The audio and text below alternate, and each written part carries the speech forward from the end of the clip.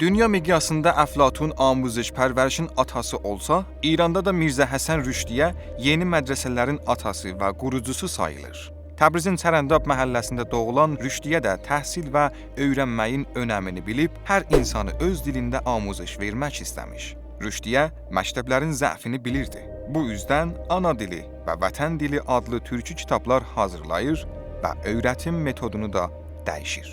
O, Beyrut, İstanbul və Qahirədə gördüyü və oxuduğu yeni metodlarını İrana gətirir. İranın ilk modern mədrəsəsini Təbrizdə salır. Əlbəttə, belə rahat da yox. Rüşdiyənin qabağına çoxlu daşlar atılır. Deyirlər, Rüşdiyə öyrətdiyi türkü dərslər Usmanidən gələndir.